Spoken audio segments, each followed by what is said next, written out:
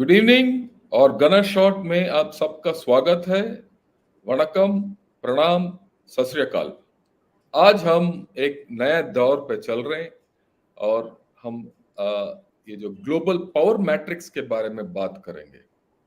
Right, ये क्या power matrix है, क्या सब कुछ है, इसके बारे में क्या है इस right to get the fundamentals clear and correct. I have with me Brigadier Arun Sahgal. We'll just welcome him.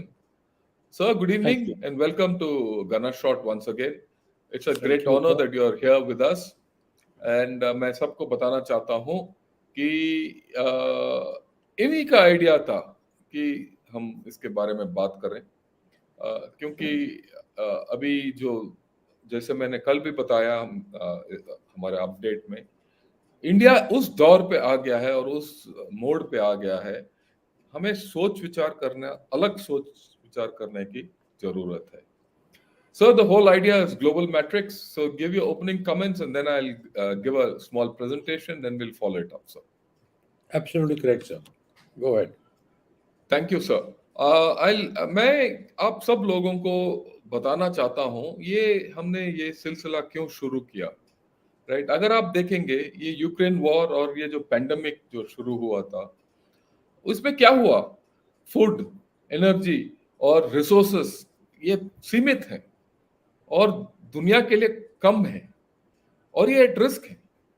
Right, इनका वेपनाइजेशन हो रहा है, देश इनको वेपनाइज कर रहे हैं और ये जो ग्रेट पावर कंपटीशन है, बड़े बड़े शक्ति दुनिया में जो इनका जो कंपटीशन है, ये इनके जरिए लड़ा जा रहा है। लड़ाई जो है नया तरीका है और पिछले 1-2 साल में या 2020 से लेकर आज तक ये उभर के आया है कि India is a central and swing power in the world order. और ये जो स्विंग पावर का आइडिया है, एक सैमुअल हंटिंगटन ने दिया था उनके किताब क्लैश ऑफ सिविलाइजेशन में, कि ये जो इंडिया जो है स्विंग पावर है। स्विंग पावर का मतलब जिस तरीके से इंडिया झुकेगा या स्विंग करेगा, उनका पलटा भारी हो जाएगा। पर ये भी मेरे ख्याल में ये दौर भी चला गया। इसके बारे में हम आगे बात करेंगे। अगर आप देखेंगे तो ये ग्राफ जो है, ये Japan council of economic research का पेपर उन्होंने जो पब्लिश किया है, उसका में से एक ग्राफ है। इसमें क्या बोलता है? ये बोलते हैं कि इंडिया का जीडीपी जापान को 2025 में पार करेगा, यानी कि 2 साल के बाद। और ये बोलते हैं कि 2030 तक हमारा जो जीडीपी तकरीबन $7 ट्रिलियन हो जाएगा। उसके साथ साथ इमेजिन 2020 जो एक डॉइश बैंक का पेपर है, राइट, उन्होंने बोला कि Indian economy is likely to touch $7 trillion by 2030। और वो उनका मानना ये है कि ये कंजर्वेटिव फिगर है, यानी कि इससे ज्यादा ही होगा। मॉर्गन स्टैनली जो बोलता है कि India is on track to become the world third largest economy by 2027। तकरीबन जापान का जो अनुमान है उसी प्रकार है। और इसके अलावा गार्डियन ने भी बोला है, फ्रांस में भी एक रिपोर्ट ने बोला है, न्यूयॉर्क टाइम्स ने भी जिक्र किया है, और यहां तक साउथ चाइना मॉर्निंग पोस्ट ने भी बोला है India is coming up as a third pole. Okay, अभी अगर आप इंडिया और बाकी देशों का तुलना करेंगे तो कुछ चीज उभर आता है। सबसे पहले बात यह है कि इंडिया में बहुत लोग बोलते हैं यार ऐसे तो सब बोलते हैं हमारे को लुभाने के लिए, हमें बेवकूफ बनाने के लिए, पर ये होगा नहीं क्योंकि इंडिया में बहुत प्रॉब्लम्स हैं। पर आप देखिए, जापान, जर्मनी और चाइना जो हमसे आगे हैं, इनका अर्थव्यवस्था हमसे आगे है, यूएसए को छोड़ दीजिए, ये तीनों देश टूटे हुए देश थे at the end of second world war, खास करके जापान और जर्मनी। इनका पूरा रिकंस्ट्रक्शन हुआ मार्शल प्लान के जरिए और मैकार्थर का प्लान के जरिए जापान का, और इनका रीबूट हुआ था इकोनॉमी थ्रू यूएसए। चाइना का इकोनॉमी रीबूट हुआ था 1971 में के बाद, जब निक्सन माओ को मिलने गए थे। ये तीनों एडेड पावर्स हैं, इनका अर्थव्यवस्था को पुश किया गया है through USA and western powers, इनको पूरा हेल्प किया। और इनका पिछले 25-30 साल, इनफैक्ट जर्मनी और जापान का पीस डिविडेंड रहा पिछले विश्व युद्ध के बाद, और चाइना का पीस डिविडेंड मिला है 1979 में वियतनाम के बाद, वियतनाम वॉर के बाद। इनको कोई लड़ाई नहीं है, कुछ नहीं है। पर उसके तुलना में इंडिया का देखिए, इंडिया को बहुत कष्ट झेलना पड़ा, हमें नेचुरल डिजास्टर्स झेलने पड़े, अकाल होते थे, फैमिन्स होते थे, ये फ्लड्स होते थे, सुनामी, अर्थक्वेक सब होते थे, जिससे बहुत नष्ट होता था। 3-4 वॉर हमने लड़ लिया, 47, 62, 65, बांग्लादेश, और उसके बाद 71, उसके अलावा औपविजय और प्रॉक्सी वॉर्स और इंसर्जेंसी, अलगाववादी, बहुत चीज हमने झेल लिया। उसके बावजूद हम आगे बढ़ते रहे। इसके अलावा we were under international sanctions. I remember 84 when I was part of 88 when I was part of IGMDP with Dr. Abdul Kalam. We were under MTCR. और उन दिनों में हमें कुछ नहीं मिलता था। जब हमने 74 में हमने पोखरण का ब्लास्ट किया था, तब से लेकर ऑलमोस्ट 5-6 साल पहले तक we were under international sanctions. एक अभी भी इंटरनेशनल सैंक्शंस के मोड पे खड़े हैं, राइट? कभी बोलते हैं कि हमने S-400 ले लिया तो सैंक्शंस रिजीम में आ जाएंगे, तो हमें हमारा काटसा, राइट? तो आप देखिए, जो बड़े बड़े पावर हैं उनका क्या है, ये great powers have the capacity to steer, influence and shape global events. दुनिया में क्या हो रहा है उनके ऊपर बोलबाला है, और उनके अलावा बहुत ग्लोबल इश्यूज रिजॉल्व नहीं होते। आप इस तुलना में, ये जो मैंने बताया, इस तुलना में आप देखिए, इंडिया जो है पिछले 3 साल से एक सेंट्रलिटी पाया है दुनिया में। आज के दिन दुनिया के जितने बड़े बड़े प्रॉब्लम हैं उनका सॉल्यूशन इंडिया में है। आप देख लीजिए, फूड सिक्योरिटी के लिहाज से, या आप कोरोना वायरस को लड़ने के लिए, उनका सॉल्यूशन इंडिया में है। आज एनर्जी में भी, क्योंकि इंडिया का एनर्जी रिफाइनिंग कैपेसिटी इतना है, we are a solution provider, we are a problem, we are not a problem for the energy, we are a solution for the energy crisis in the world, right? Conversely, जो बहुत global problems ऐसे हैं कि India के बिना वो solve ही नहीं हो सकते। अगर आज के दिन इंडिया ग्लोबल रिसेशन से बाहर आना है तो इंडिया की जरूरत होती है। इसका मतलब जो इंडिया का पोजीशन लेता है, हम जो लेंगे, जो इख्तियार करेंगे, और हमारा जो रवैया है, it will make a difference to the globe. तो इस हालत में क्या हम अभी भी स्विंग पावर है, या हम एक बड़ा पावर उभर के आए हैं, राइट? अब देखिए, ये 3 महीने पहले ये कार्टून निकला था। कौन है प्रतिनिधि इन 4 में? हमारे ये चारों देश हैं, और इसीलिए हमें इन चीजों का विश्लेषण करना चाहिए। और India needs to behave like a great power. आज ना सही, पर जब हम, आपका इकोनॉमी 7 से 10 ट्रिलियन डॉलर हो जाएगा, आप एक ग्रेट पावर होंगे, हम एक ग्रेट पावर होंगे, और उसके लिए आज से हमें प्रिपेयर करना पड़ेगा। इसीलिए ये हमने मैट्रिक्स बना है, वो कार्टून को मैट्रिक्स बना दिया। अगर आप देखिएगा तो ये जो चतुर्भुज हमने बनाया, इसमें के 4 कोने में यूएसए, चाइना, इंडिया और रशिया है। यूएसए और इंडिया के बीच में भी डायगोनल के जरिए खिंचाव है। उसी तरीके से रशिया और चाइना के बीच में खिंचाव है। बाकी जहां तक चाइना है, यूएसए और इंडिया के साथ रिपल्शन है। उसी तरीके से यूएसए का रशिया और चाइना के साथ रिपल्शन है, और इसमें रशिया और इंडिया का अट्रैक्शन है। ये एक अजीब तरीका है। यहां कोई डेफिनेशन नहीं है कौन किसके साथ है, right? India has to behave like a big power to solve and navigate its way globally hereafter. इसी सिलसिले में हमारे पास कुछ मुद्दे हैं। हम जानना चाहते हैं कि global distribution of power and India कहाँ है उसमें, राइट? इंडिया आप आफ्टर ऑल जैसे मैंने बताया स्ट्रेटेजिक पार्टनर है रशिया और यूएस दोनों के लिए, राइट? हम बहुत मल्टीपल इक्वेशंस के साथ ऑपरेट कर रहे हैं और इसका हर एक का एक नतीजा है। क्या इंडिया यूएस पार्टनरशिप बैलेंस करेगा चाइना को, और क्या इंडिया और रशिया का पार्टनरशिप चाइना को बैलेंस करेगा? और अगर इंडिया रशिया पार्टनरशिप के साथ हम यूएसए के साथ कैसे जुड़े रहेंगे? Future of India China relations वो कैसे हमें it will impact us, right? ये सब चीजें हमें we will think over for the next 3-4 days, right? हर एक India Russia, India China, India USA के एक एक लेंगे और फिर हम आकर वापस आएंगे and have a final discussion.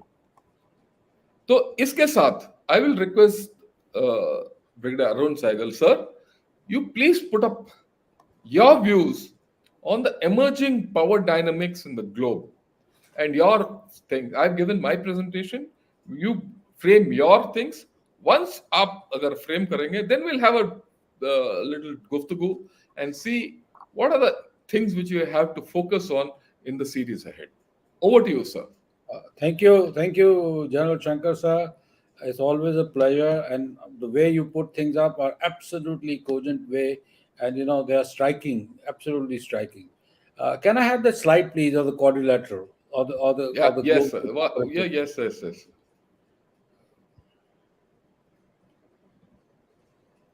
See, when we are looking the global order, this is how the global order is emerging. The new global order is defined by interplay of forces between US-led West, or what we call an Euro-Atlantic alliance, the rising China, Russia, which is a strong major power, which is at this point in time engulfed in a war in Ukraine, and standalone power called India, which is partners everyone, but it is not an ally of anyone. This is the most important issue that we need to look at. The important point to note is that the equation that we are seeing is the equation that is going to stay. ये equation जो हम देख रहे हैं ये अगले 15-20 साल तक स्टे करेगी, इसके अंदर ज़्यादा बदलाव नहीं आने वाला। वेस्टर्न लेड अलायंस सिस्टम जो है वो अपना यूनिलैटरल करेगा, यूनिलैटरल ऑर्डर बनाने की कोशिश करेगा, क्योंकि वो उनको सूट करता है। वो post cold war, post second world war का ऑर्डर उन्होंने बनाया हुआ है, जिससे अंदर उन्होंने global economics, global politics and global military के ऊपर उन्होंने एक तरह से अपना दबाव बना के रखा हुआ है। साथ में है चाइना और उसके बाद रशिया। तो नाउ मैं आपसे एक एक्सप्लेन करूंगा कि कैसे ग्लोबल पावर डिस्ट्रीब्यूशन हो रही है। US alliance system is a maritime oriented alliance system. ये जो है ये सी बेस्ड सी लाइन्स को कंट्रोल करता है। ये यूनाइटेड स्टेट्स से अटलांटिक की सी लाइन को करता है, साउथ में इसका मेडिटेरियन सी लाइन के ऊपर इसका जोर है, and offshore power second world war के बाद अमेरिका एक ऑफशोर पावर है जो एशिया के अंदर, ईस्ट एशिया, वेस्टर्न पैसिफिक के अंदर एक स्ट्रॉन्ग मिलिट्री पावर है, एंड अपने अलाइज के साथ मिलके जो उसके मेजर अलाइज हैं वो हैं ऑस्ट्रेलिया, जापान एंड कोरिया, और अभी उसके साथ एक फिलीपींस भी मिल गया है। तो उसके साथ बैठ के वो जो है ईस्ट एशिया और वेस्टर्न पैसिफिक को कंट्रोल करता है। ये है वो जो है ये इसका जो है जोन ऑफ इन्फ्लुएंस है, ये maritime oriented zone of influence है। उसके बदलाव में बोथ चाइना एंड रशिया जो है एक कंबाइन है, इसको हम कहते हैं यूरेशिया सेंट्रिक पावर स्ट्रक्चर और कॉन्टिनेंटल पावर स्ट्रक्चर है, इसकी जो इन्फ्लुएंस है ईस्टर्न यूरोप से लेके व्लादिवोस्टॉक तक है, एंड नॉर्थ में मंगोलिया से लेके साउथ तक जो है एक अबट करती है हमारा South East Asia, India, and going up to Central Asia. I mean that is China का जो एक जोन ऑफ इन्फ्लुएंस है। तो ये एक जो है ये रशिया और चाइना का जो कॉम्बिनेशन है, ये इसको हम कहते हैं continental power equations. But what has happened lately is that both Russia as well as China are attempting to create their zones of influence along the Asian rimland, extending up to Arctic, and it is also trying to make through the Indian Ocean control over the Indian Ocean sea routes, the West Asia, and going up to the East Asian, East Africa, जहाँ पे इन्होंने Djibouti में एक बहुत बड़ा base है, और साथ में वो नए बेसेस बनाने की कोशिश कर रहे हैं। सऊदी अरेबिया के साथ उनकी दोस्ती हो गई है, ईरान के साथ दोस्ती हो गई है, अभी पीछे उन्होंने बहुत बड़ी एक एक्सरसाइज करी थी। सो ये है मैट्रिक्स। इसके अंदर भारत कहाँ फिट होता है? भारत की सेंट्रलिटी ये है कि भारत जो है एक इंडियन ओशन पावर है। ये पूरा जो सी लाइंस ऑफ कम्युनिकेशन है, जो कनेक्टिविटी है एक तरह से मेडिटेरियन की और ईस्ट एशिया की, ये कनेक्टिविटी जो है इसको भारत कंट्रोल करता है। हालांकि भारत को नॉर्थ के अंदर चाइना से चैलेंज है, परंतु वो जो है बाय एंड लार्ज जो है लिमिटेड चैलेंज है, क्योंकि चाइना के पास इतनी क्षमता नहीं है कि वो बड़े बड़े पहाड़ों को क्रॉस करके हमारे देश के अंदर आगे बड़ी बड़ी टेरिटरी को कब्जा कर रहे, क्योंकि हमारे पास अपनी क्षमता बहुत ज़्यादा है। We are a strong power, strong military power, and it's not possible for China to occupy large scattered Indian territory like something like Ukraine is happening. Ukraine cannot happen to India on the northern borders, nor it can happen on the western borders. If at all, it is the obverse can happen, that we will, over a period of time, once our economy and our military capacity, our Atmanirbhar programs take off, and also post the recent alliances, I mean, recent close relationship, defense cooperative relationship with America comes about, we would be much more stronger power. So, India, in effect, is a connector between the Euro-Atlantic alliance on one hand and the China-centric capacities in the South China Sea as well as East China Sea on the other hand. And you cannot bypass, the trade cannot bypass India or the Indian Ocean region, where India is a central power. The centricity of the India lies in the fact that no major global economic, trade, and security matrix can be determined without taking India into consideration, particularly because although the war in Ukraine is going on in Europe, but the global fulcrum of power has shifted to Indo-Pacific. And in Indo-Pacific, the Indian Ocean, which is the most connective ocean, is the one which India controls.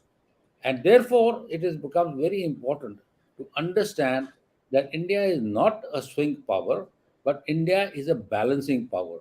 India provides balance through its Act East policy, through his I2U2 policy, through his connection with West Asia, through his connection with Southeast Asia, and through the quadrilateral, a degree of balance for rule-based order, respect of sovereignty, and ensuring that the maritime trade routes are kept open. Like to intervene and make any comments? I'll stop here for a while.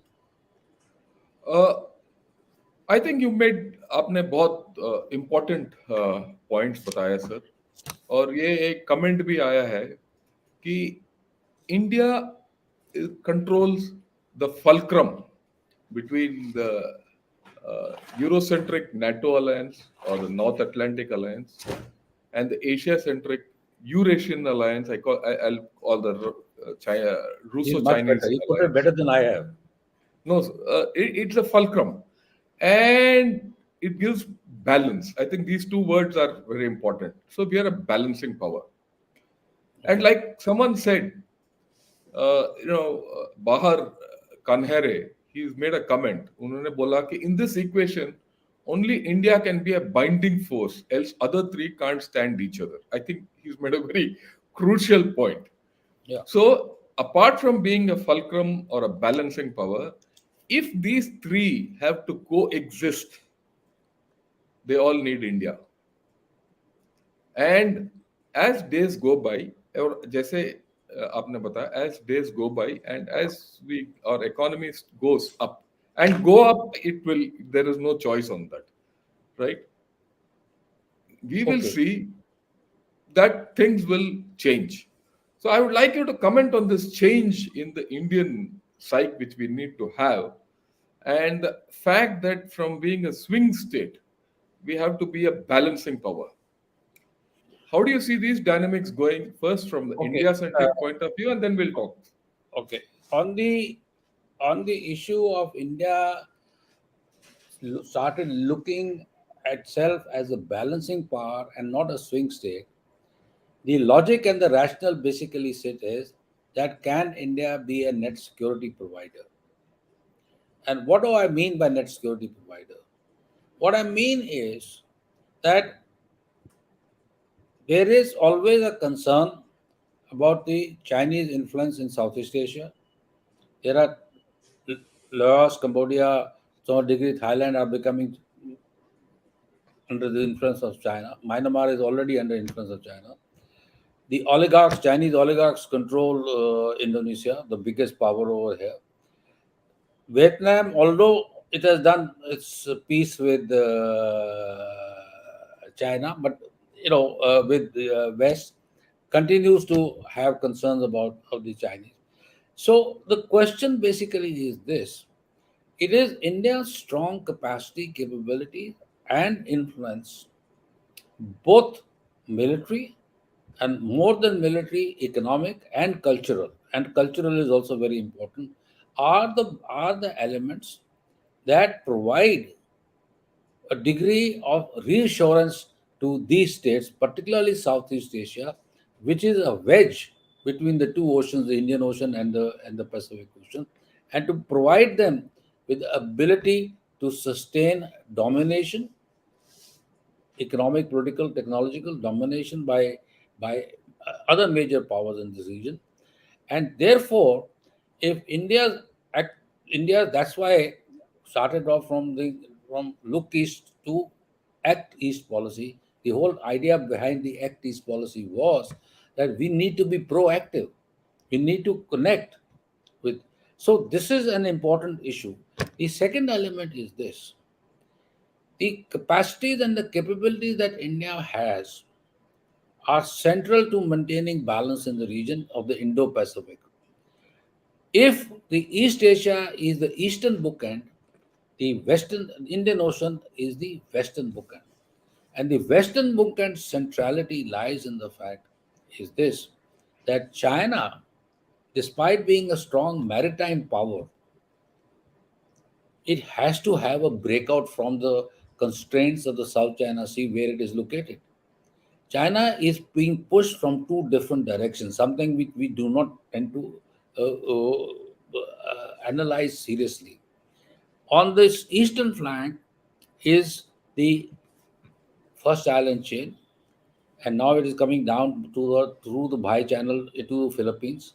Now, this is an area which is by and large close to Chinese. Chinese, if at all want to break out of this thing, will have to fight itself out. As far as the Indian Ocean is concerned, the Chinese will have to push their naval forces and their military capabilities through the three straits, Sunda, Lombok, and the Malacca Straits, where they can be bottled and they can be controlled. So the issue with the Chinese is, and from Indian perspective, it is important to understand that we need to have relationships, cooperation, and capacities to prevent or to at least ensure that these the narrow straits, from where the Chinese will have to uh, break out from, are kept under surveillance. They can go via Australia, but that's a longer route. That Yeah, doesn't suit. that's a very long route, sir. So the point is that China. Why do I say China is a continental power? The China is a continental power is that the Chinese PLA Navy is the strongest Navy, agreed. It has got three aircraft carriers. It's got a large number of LPTs and other elements and long. But essentially speaking, when you look at closely at anti-excess area denial strategy, it's an offensive defense strategy. It's not an offensive strategy. The entire strategy of the Chinese is offensive defense. Please note that point. And there's a logic behind this. The logic of Yeah, please, sir. I'll add the, on to what you're saying. the logic of the offensive defense strategy is that the east coast of China, which is the heartland of the Han Chinese, is in the show window. Any retaliation against the Chinese would be directly on its heartland, Heartlands. the territorial and the economic centers along the east coast, that is Shanghai, Beijing, and northward going up. So Shanghai, so Guangzhou and all that. So this is what I'm trying to explain to you. The point to understand is this: Chinese influence is there. It's a strong military power given, but please remember, like we are seeing in Ukraine, having power is one thing, applying power is another Is thing, another and, thing. and capabilities. The Yeah, I question is, understand what you're saying. so we tend to what I call self deter ourselves in our perceptions. So when I Right. say India is a balancing power, India has to have a little more of an outgoing strategic vision, which should not get constrained by the Malacca Strait or the Western Arabian Sea. But India must look at itself as a country which, in another 10 years, will have to fight for strategic spaces and, of course, and regain influence in strategic spaces of its choice. And for that, it has to prepare itself. Thank you. Right, sir. Now you focused on this side, on the east, with ASEAN, Southeast Asian countries, with China and all that. इसके अलावा हमें waste Asia में भी देखने की जरूरत है as a power in its own right, क्योंकि हमारे इन्फ्लुएंस वहाँ काफी है, यहाँ से लेकर इसराइल तक और Africa, I include Africa also in the west, और the Indian Ocean, western Indian Ocean construct, that's the way I put it. और आज हम देख रहे हैं कि चाइना क्या है, वहां अपना इन्फ्लुएंस फैला रहा है, और फैलाने के चक्कर में आज भी इनका मीटिंग्स हुए हैं सऊदी और गल्फ कोऑपरेशन काउंसिल और चाइना के बीच में, ताकि उनका इकोनॉमिक टाइज बढ़े. So and of course you have Pakistan. Pakistan तो है ही, which is helping China enter that area. तो इस लिहाज से as India gains power or India goes up the power ladder, as our economy goes up, I think there's a major role we have in the West Asia, I'll answer that, the Haji. Middle East, and the African coast. Your views, sir? See, why did we go in for a concept called ITU2? Yes, I Okay, wanted you to highlight that. ITU2 is an economic concept. What happened 2 months back in May? In fact, on 6th of May, what happened? In the meeting of the NSAs of the four countries, UAE, India, United States, and Israel, we came out with this new strategy called the rail corridors. The whole idea was starting from Haifa, going north to the Saudi Peninsula. We will create a mixture of railway lines,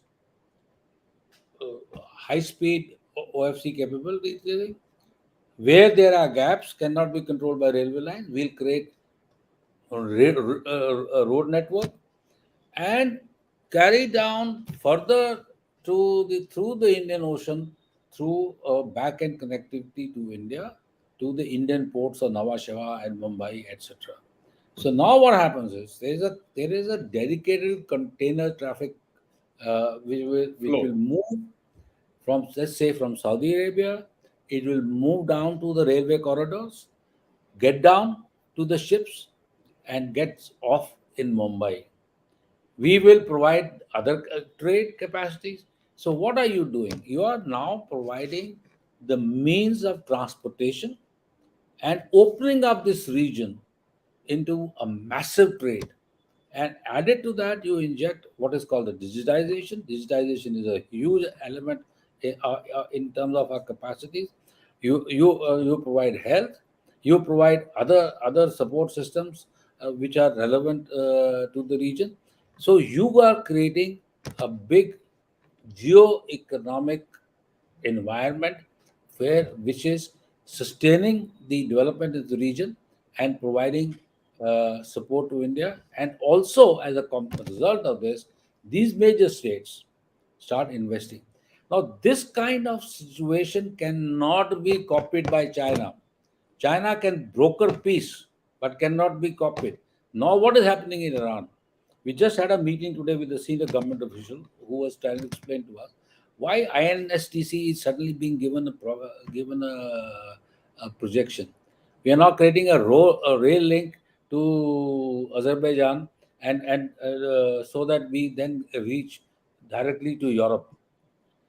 Okay, so the question basically is this: Chabahar port, okay, and the what is that famous port North of South corridors. uh, Bandar North Abbas? South corridor. Bandar Uh, Abbas. Yes. yeah, same port.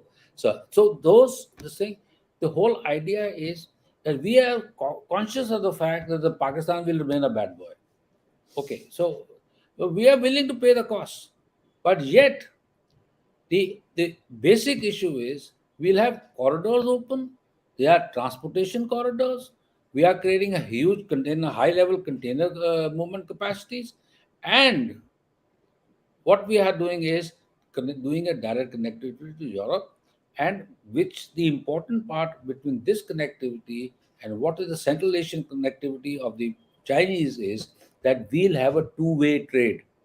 Chinese do not have a two-way trade because we will not carry goods not only for India, but we will carry But goods for East Asia, Southeast Asia, everyone else in this region. Chinese, on the other hand, packs up a train, sends it to Europe along the Eurasian rail. rail. What do they get back? They get baby Nothing. powder. No, That's nothing. all that They they get can nothing get. else. They get that. See, so this is what the important.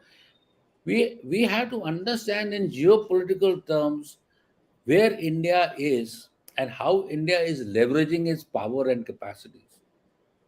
And I would like to say that it's heartening to note that the government and the system are highly cognizant of this, and they are moving heaven and earth to ensure that these capacities are created and these capacities are sustained and these capacities become a good investment ventures for India's economic growth.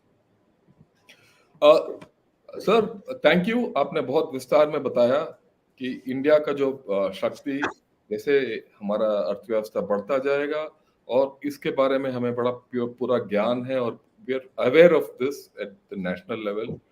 हम east को भी देख रहे हैं और waste को भी देख रहे हैं। वेस्ट एशिया जिसके साथ हमारा कल्चरल लिंक्स हैं और हिस्टोरिक लिंक्स हैं, वो हम मजबूत कर रहे हैं, राइट। इस विषय में एट दिस पॉइंट मैं तो I am going to digress, मैं थोड़ा इस विषय से बाहर जाना चाहता हूं, और एक Okay. बहुत I will give you a small example and I will come back. क्योंकि बहुत लोग सोच रहे होंगे, यार ये दो फौजी क्या बात कर रहे हैं, वो ऐसे बता रहे हैं कैसे, क्या इंडिया एक बड़ा महाशक्ति बनने वाला है, क्या हो पाएगा?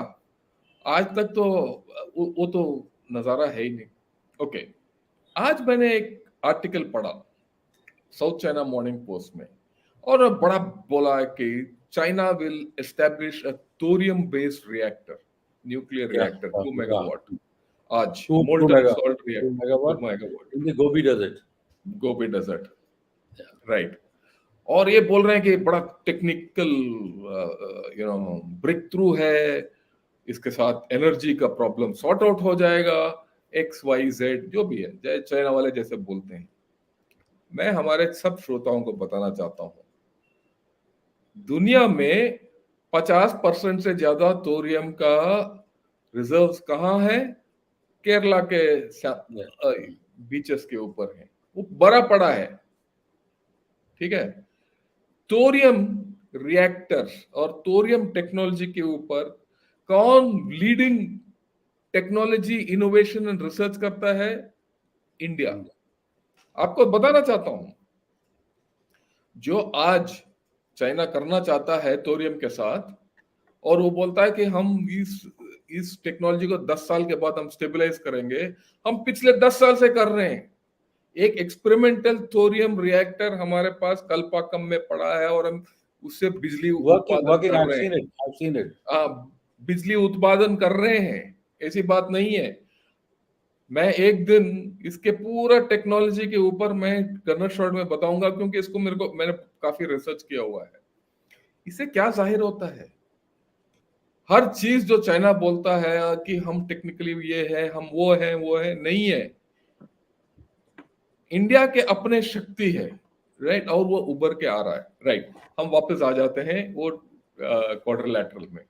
Okay. तो हमने, Now, या please sir. now I'll take on the United States. Yes, Okay. Okay. वो I actually was coming there only, so you Okay. Preempted me. Now, there are two, three things we need to understand in geopolitical terms. Uh, whatever way you want to look at, one of the ways, at least from my perspective, looking at it, is this: United States presence in East Asia and is trying to carve out a quadrilateral, AUKUS, and a large number of minilaterals with Korea, Australia, Philippines, etc., is something which is providing India with what we call collateral benefits. Why are they collateral benefits? The logic and the rationale is very simple. China cannot take its focus off, its military and its security focus off from East Asia and the ongoing American challenge. This reduces its capacity and capability to deal with India and to pose a threat which is which, like I said, we have this habit of self-deterring us. We overplay ourselves, particularly on the line of control. Second issue is this whole issue of Indo-US Defense Cooperation. I can I can say we did a big project for National Security Council, and based on my discussions, etc., I can say with authority what is on offer from the United States post Austin's visit, post Mr. Sullivan's visit, the National Security Advisor's visit, is something which is unexceptional from the American side anywhere. You are going to get technologies, at least an access to technologies. You are going to get access to systems which we have been vying for some time and which for various reasons have not happened. So, in short, there's going to be a sea change in our defense cooperation relationships. Added to that is this whole notion, whole idea of initiative on critical and emerging technologies. Now, that is going to push India forward, particularly in quantum computing, underwater unmanned water systems, our ISR capacities, our telecommunications, are are because of our good telecommunication systems and other capacity, we'll also have stabilized power equations. Just to give you an understanding, you can put a $5 billion chip making plant in India, okay? But if you cannot sustain the levels of water, if you cannot sustain the levels of electricity at a particular temperatures and capacity, and if you do not have the skill sets, you cannot run that issue. So now what you're gonna do is, and why this whole issue is now, ISET has gone into the private sector, and the private sector is gung ho about it. Is that they are already putting up capacities to develop both the skill set as well as uh, the infrastructure for managing these things, and of course there is the AI and the cyber. So what is happening is that in another 5 to 10 years time, if these things come forth, and I have no reason to believe that this is not going to happen, you will see a different capacities and capabilities of India, which will provide us with a much greater degree of deterrence, strategic deterrence. I'm not talking about military deterrence. I'm talking about Yes, see, strategic deterrence. strategic deterrence. I would call And it national deterrence. okay, we'll have a national deterrence vis-a-vis our challenges. So once that happens, I go back to my old equation of the balancing factor, India with a net centric player, you will now become an important player. Somebody people will look up to you, and you will create strategic equities, and you will create strategic interest in a much wider region, which we just talked about. So, what I'm trying to say is this: that if we can pull this thing off with the United States, and because once you get the United States, then the Europeans also keep coming back. So they are Yes, pitfalls. वो तो पीछे आ जाएंगे. They will start coming back. So you will have a very different framework of it. That does not mean by any chance that we give up our relationship with Russia. Russia. I No, was coming to that, sir. Russia relationship is important, but of course, the problem is Russia itself is in a bit of a bind, particularly both in terms of his continuing military war with Ukraine and the consequential economic effects of sanctions, etc., etc. It is in a bind. So there would be a decline in trade, but India is not in the business of leaving its friends in this thing when they are. So India will continue to buy, but accent on buying high technology capacities, which are what we call the force multiplier capacities in technological capacity and asymmetric capabilities to deal with the challenges that we're going to face, will come from, unfortunately, from the West. So this is something which is the new equations we'll have to deal with. So if for India, while the globally the world is in a bit of a disarray, for India, it's a bit of a global movement, a golden movement for it to use its power, use its influence positively to clear capacities and capabilities to honor what the Deutsche Bank says of a 77 $7 billion Billion. economy, or what the Japanese say India will become a $10 trillion economy by 2030. So this is what I say Right. is a positive movement for India.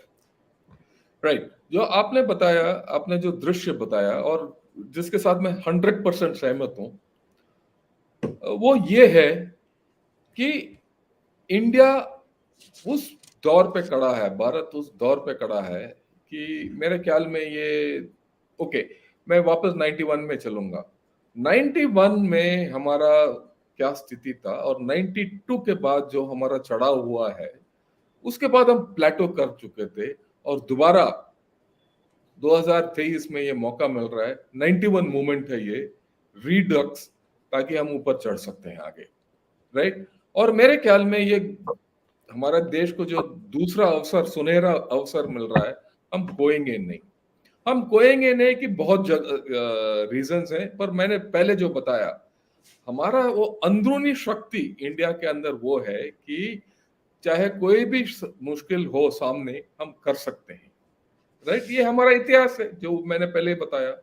तो आगे जब हमारा ये काफी हद तक हमारे problems हल हो जाएंगे तो आगे बढ़ना संभव है।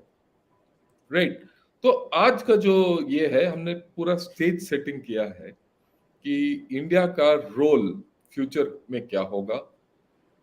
बैलेंसिंग रोल होगा, फलक्रम रोल होगा, एंड मेरे ख्याल में और मेरा it is my visualisation sir, that India will have a controlling role in the Indian Ocean in future.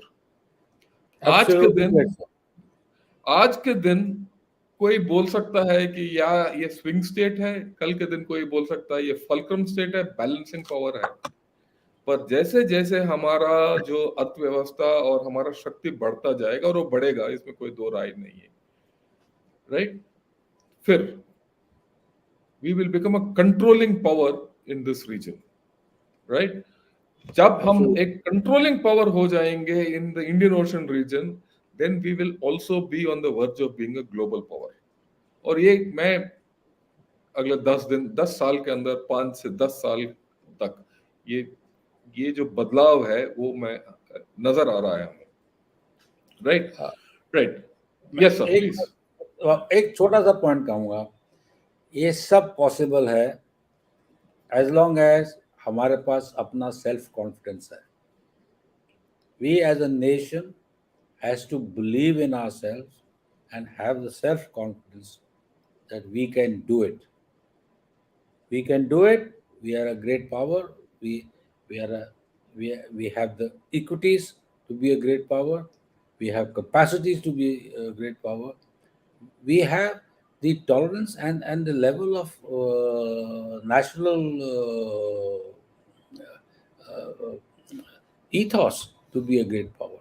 So we need to have that positive perception of our own capacities and capabilities.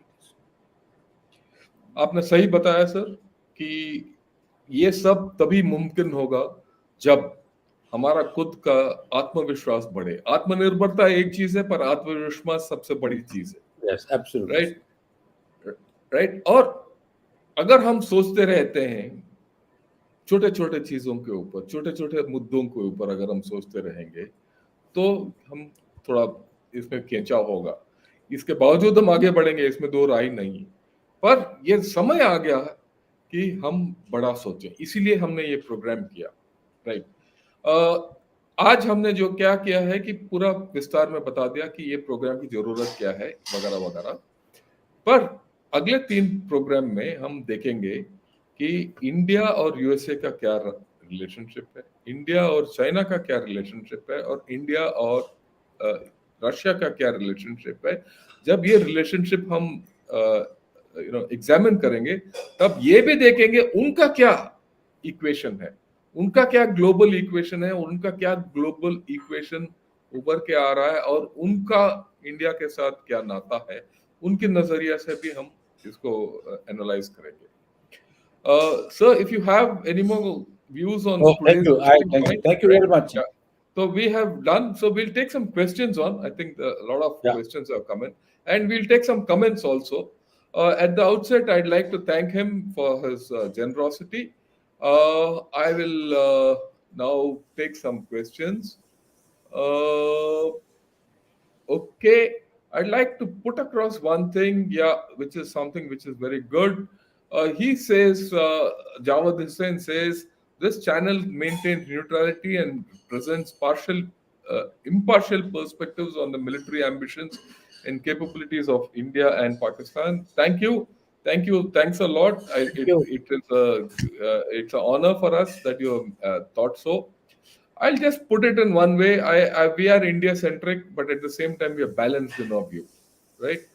Being an Indian channel, we look at the Indian perspective, but we also respect everyone else, including China. We though I talk a lot about China, or point out issues about China, at the end of the day, China has achieved a hell of a lot for its people, and which we are this thing. Okay. Right. Then the next thing, 1 minute. Sir. Uh, I have Right. Let me put this. So, the three major powers' sphere of influence is linked to the governments in different countries and their policy. This is not expected to be constant. What can be the impact with change in government? Your take, sir. Uh, the centrality of the government system is not going to change. I mean, the question is, United States will remain a democratic country, which whatever bruised democracy it might be, but it is the rule of law,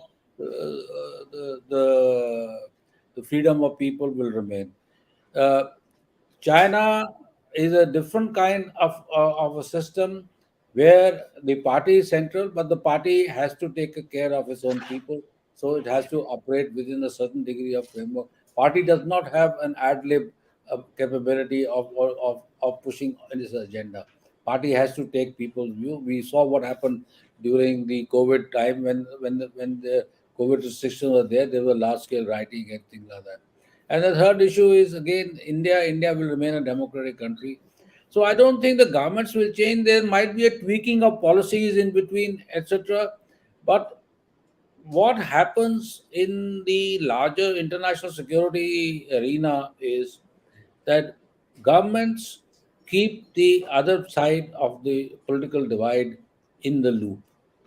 And I can share this with you is that I am in track two dialogue, and where one of my colleagues in that track two dialogue is a senior MP from the Congress party, and when we are there or when we discuss things, we share the national agenda. And it's not that he's not committed; he's committed. He might have a difference of opinion on certain areas, but on the broad perspective, there is a degree of convergence. Let me add to what the brigadier said. I read a Pakistani comment the other day. They were examining their issues, but what they said about India, they said, look, 91, the decisions taken by the government then the Congress government then, are being followed by the BJP government today in a different format. The tweaking of policies has been done, but the basic format is the same. So, change of governments in such major national issues uh, hardly matter. The same thing you can see in happening in USA, right? In fact, the same thing you can see happening in Russia also, right? Whatever Russia is doing today, if it was not Putin and it was someone else, they probably would have gone into Ukraine still. If you look, you examine this Ukraine business from the Russian angle, what they've done is fairly the right thing for their own country. The methodology might be different, that's a different story, but their fundamentals are right. Okay. Uh, right. The next question is, sir, will our relationship with USA be as strong and resilient as that with Russia? Okay, the our relationship with United States is being dictated by a different set of concerns. With Russia, we had a close security partnership, but it was never in terms of elevating our security challenges. It was transactional, and but I must say that Russia provided us a huge amount of support in the United Nations and other global forums when we were not that strong. As far as United States is concerned, United States and India are natural partners at this particular point in time because both need each other. The strategic stability and the security, not the uh, regional security of the Indo-Pacific is determined by the close collaboration of United States and India. Both are strong powers and capable powers. India is a nuclear power. India is a strong military power, and India has a strong economy. The other partners of United States in the region are strong economic players, but they're not strong military players. So if there has to be stability, rule of law, sovereignty, security of sea lines of communications, etc., etc., then India and United States have to work together. And it is important also, we also have a certain degree of cultural affinity with the Americans. I mean, something you cannot. We have a huge diaspora in the United States. You cannot overlook that fact, and they are an important factor.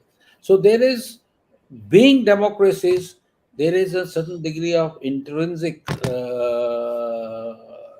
relationship which cannot be overlooked.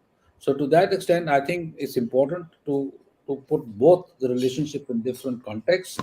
Uh, but like I said, going forward, the way things are happening at this particular point in time, there is a realization that to build up even stronger relationship with the United States at this particular point in time. So a similar question has come बाकियों से भी कि क्या will America can we depend on America? Is the relationship going to get overhyped? Will we ever be as thick with America as we are with Russia, like we just said and all that? I'll just add to what you have said. देखिए जैसे इन्होंने बताया, as much as we have problems with America, they also have problems with us. There are, Absolutely. if you see their, discourse, they say, "Can we bet on India?" Why? Because till 2000, India and USA were largely on the opposite sides. Our strategic relationship has started only from 2000, really, and we have been building up. It is a growing relationship between the two greatest democracies on earth, with similar value systems, with similar problems, if I may say. Right? The shape and share of the problems, would be a little different, but we have almost equivalent problems, societal problems. Okay, so this is a thing which we have to have that take that leap of faith. जो leap of faith लेना है, ये time है, वो इसीलिए मैंने बोला ये 91 के बाद हमें दोबारा ये मौका मिल रहा है to take this leap of faith, and we will probably have to go in for it. Right. So Vijay Kumar says, are we overhyping Western technology? We see Western weapons getting destroyed by Russia. I'll just answer it very quickly, sir. Vijay Kumar, the technology we are talking is far beyond weapon systems. Okay. It is strategic technologies which are required to take nation to a different level. It goes into nuclear, it goes into quantum computing, it goes into AI, it goes into chip manufacture, it goes into all the new technologies which are yet to come. It also goes into energy related technology and space technology. Because tomorrow's energy requirements will be solved only in space. Okay, as much as China is making a big hue and cry about getting energy from space, so is USA and India. So the technology spectrum is pretty huge, right? Uh, okay, dependability on these things, right? I'll not talk of submarines and Oh, ask him. Let him aircraft ask. carriers. We can do. We Sure. can answer that. We can No, answer it. fine. So, okay, right. So, this is the question. Would it be more advantageous for a country like India to prioritize acquiring additional nuclear submarines over aircraft carriers? Are submarines cost-effective deterrents of aircraft carriers? It's a choice you have to make depending on what role you want to exercise. Yeah. As you are aware, or if you're not aware, let me explain to you is that we are in the process of launching an advanced SSBN program, or S5 is called, I think. So we already have that program, while the conventional submarine program may be floundering, but our nuclear submarine program is on. And simultaneously, we have just built a aircraft carrier, Vikrat. Monorails. Or we'll build another one. We need it, and so therefore, I think it's not a question of this or they. That the question is, do we have the capability? Do we have the capacity? And so that I go back to what the general told us early in the earlier part of the presentation is that if you have a $7 or $10 trillion economy, you can afford it. That's the bottom line, and then you will have a much Yeah. more choices. So it's not a question, but it's important to understand that Once you become a $10 trillion or $8 or $9 trillion economy, you are more dependent on sea lines of communications, and therefore the maritime domain will have a Will much have more significance than the continental domain. That's something which we need to accept. A lot of Fujis may not like my saying so, but that's the reality of life. yeah, that's that's what we look. This entire show is about the future. We are where we are आगे कैसे बढ़ेंगे कैसे शक्ति उभर के आएंगे वो है ये पूरा कहानी का हमारा निचोड़ okay sir what are your thoughts regarding India becoming a global power vis-a-vis political stability in the country is concerned and particularly India. I think this is a very political question. I don't think we are there is a political instability in our country. Is reasonably political instability. We have elections. You choose our political leaders based on our choice of vote. So we will choose again in 2024. Who comes in power is something, and the bottom line is that whoever forms the government, he'll form a government of nationalist country called India, and he will abide by the country, go work for the national interest of the country. And I think that should not have any doubts about it.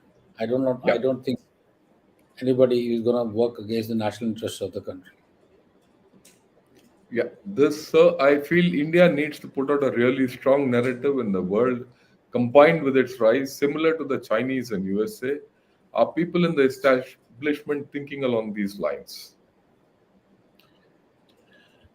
I will only remind you of what Deng Xiaoping said: Hide your time. bide Bide your time and your hide your time. Hide your intent. power. You don't Yeah, have to I over think. display your power. Yes, I Slowly, think so. steadily build power, build capacity. Let the other people talk about your capacities. Let other people get enamored by you. You don't have to talk about it yourself. If you do it too much of yourself and without having that requisite capacities and capabilities, you'll only be fooling yourself, not the world. So people are sanguine on these issues. So therefore, I think bide your time and build your capacity is the best thing in the world. Right, sir. Well, he's come back with this question. What's the role of the Middle East in this equation? Middle East is the central to economic growth of both Middle East as well as India. Middle East has been dependent upon energy resources. Energy resources are finite. There's a need to build up capacities like Saudi Arabia is putting it together a major investment plan and a major reform agenda. Similarly, the other nations will also are doing it. So it is not the question of Middle East being looked upon only as an energy power. Middle East now is becoming an engine of growth of trade, and it is also a place where the large investments in manufacturing sector are coming up. Therefore, it is important for a country like India and the regional powers of Asia to have close relationship with Middle East. Middle East is the powerhouse of tomorrow, and along with the Middle East, we should also focus our attention on Africa. Africa is not a continent that has to be overlooked. We need to start putting our equities in Africa because it's not only for extractive resources, but but please remember, just remember, if the GDP growth of Africa start jumping to about 5% or 6% in another 10, 15 years time, look at the kind of resources that the globe it will require. Look at the kind of industrial opportunities that will provide. So it's not we tend to have a very narrow look of all these issues, but we need to have a much bigger focus and try to understand the dynamics at play. The growth dynamics drive power and influence, and Middle East is a growth dynamic, and so is Africa for tomorrow. Thank you, sir. I think we've come to the end of the line for questions also, because by and large, the other questions fall into what we have taken up so far. I must thank you for putting out this and explaining the quadrilateral completely and the power dynamics of the world as we see, which is unfolding in front of us. और इसके साथ मैं आज ये भी thank करना चाहता हूँ कि जितने आपने क्वेश्चंस डाले हैं, बहुत very good question, very absolutely. Good questions, बहुत अच्छे क्वेश्चंस हैं। और आप कृपया आपके दोस्तों को बताइए, क्योंकि अगला जो 4 एपिसोड हैं इसी के बात के ऊपर, ग्लोबल पावर मैट्रिक्स के ऊपर, we'll go into further details, ताकि आपको और आइडिया मिले कि कल का इंडिया क्या होगा। ये आज का इंडिया के बारे में नहीं है, ये कल का इंडिया के बारे में, राइट? तो thank you, thanks a lot sir, good evening and thanks a lot. Thank you, sir. Thank you very much. Good night. Very enjoyed every moment of it. Thank you. Thank you, sir, and so did I, and look forward to further sessions. Good evening and Jai Hind. Jai Hind.